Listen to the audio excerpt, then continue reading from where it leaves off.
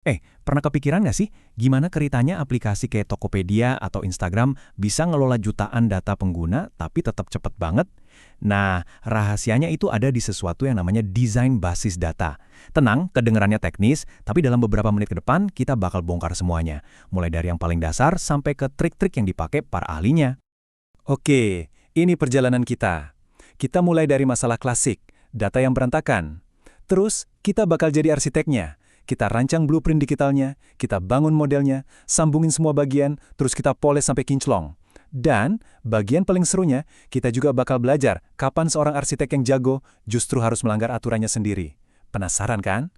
Oke, kita mulai dari akarnya dulu ya. Jauh sebelum ada kode-kode yang ribet, sebenarnya ada satu masalah yang simple banget.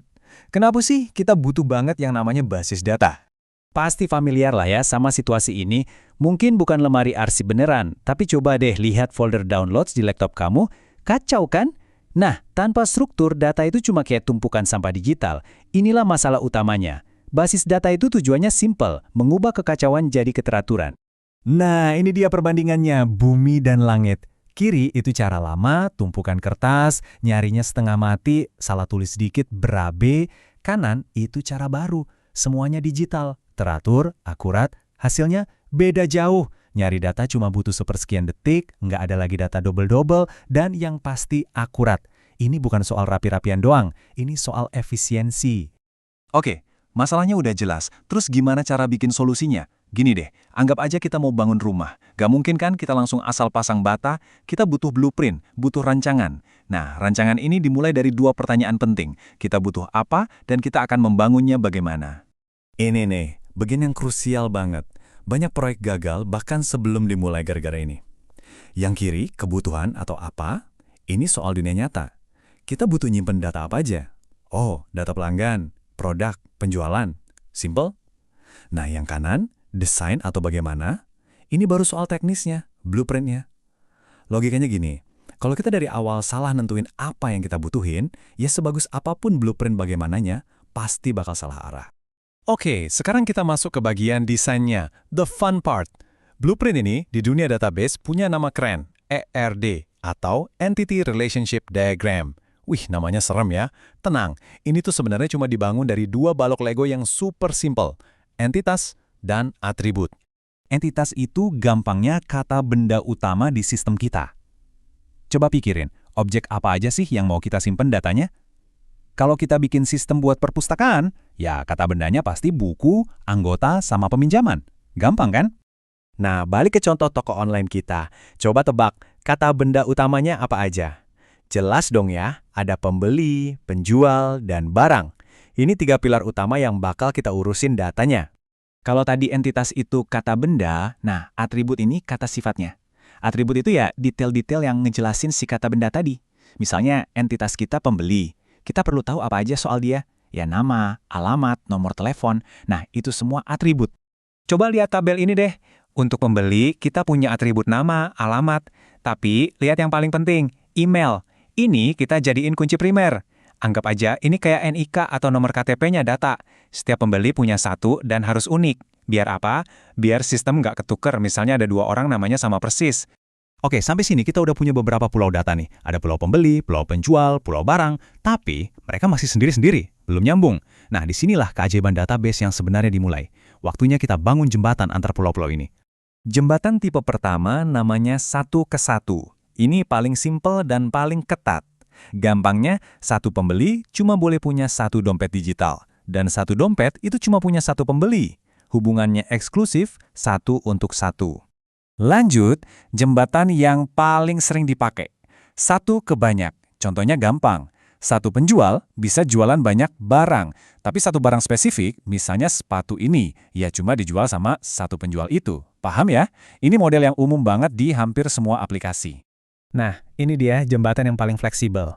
Banyak ke banyak. Pikirin deh hubungan antara pembeli dan barang. Satu pembeli bisa beli banyak barang, kan?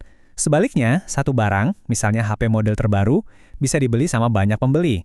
Nah, ini dia hubungan banyak ke banyak. Oke, blueprint dasar kita udah jadi. Pulau-pulau data udah ada, jembatannya juga udah. Sekarang, waktunya kita beres-beres. Kita pastiin desain kita itu efisien, nggak boros tempat. Nah, proses beres-beres dan merapikan struktur ini namanya normalisasi. Jangan pusing lihat istilah 1NF, 2NF, 3NF. Anggap aja ini 3 kali checklist buat bersih-bersih. Intinya tuh cuma satu. Kita ambil tabel yang gede dan berantakan, terus kita pecah-pecah jadi beberapa tabel kecil yang rapih. Tujuannya, biar tiap info itu cuma disimpan di satu tempat aja. Nggak ada lagi data double. Nah, ini dia contoh masalahnya di dunia nyata. Lihat deh tabel ini. Buat nyatet pesanan, dibikin kolom produk 1, produk 2, produk 3. Ini mimpi buruk. Bayangin kalau ada orang borong 50 barang, kita harus bikin 100 kolom baru gitu. Nggak mungkin kan? Ini jelas desainnya nggak normal. Dan voila! Ini solusinya setelah dinormalisasi. Daripada satu tabel monster, kita punya beberapa tabel mungil yang saling nyambung. Ada tabel pesanan, tabel produk, dan ada tabel jembatan, namanya detail pesanan. Sekarang, kalau ada yang beli 50 barang, kita tinggal nambah 50 baris aja di tabel detail pesanan. Jauh lebih rapi dan efisien. Oke, kita udah belajar nih cara bikin desain yang sempurna, yang bersih menurut buku teks. Tapi sekarang, kita masuk ke level selanjutnya. Topik yang sedikit nakal. Kapan kita justru harus dengan sengaja bikin desain kita sedikit berantakan demi performa? Ini dia, dilema klasik para developer. Di satu sisi, kita pengen struktur data yang super rapi, sempurna, sesuai aturan. Di sisi lain, pengguna nuntut aplikasi yang wus-wus cepet banget. Nah, kadang-kadang buat dapat kecepatan itu, kita harus rela ngorbanin sedikit kesempurnaan tadi. Proses ini namanya denormalisasi. Kita sengaja nambahin sedikit data yang sebenarnya double, biar aksesnya lebih cepat.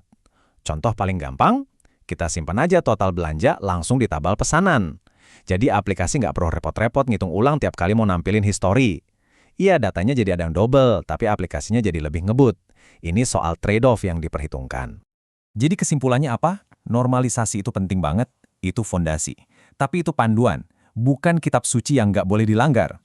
Seorang arsitek data yang jago itu bukan cuma hafal semua aturannya, tapi dia juga tahu kapan dan kenapa aturan itu harus dilanggar. Karena pada akhirnya tujuannya bukan bikin model yang sempurna di atas kertas, tapi bikin sistem yang benar-benar berguna dan cepat di dunia nyata.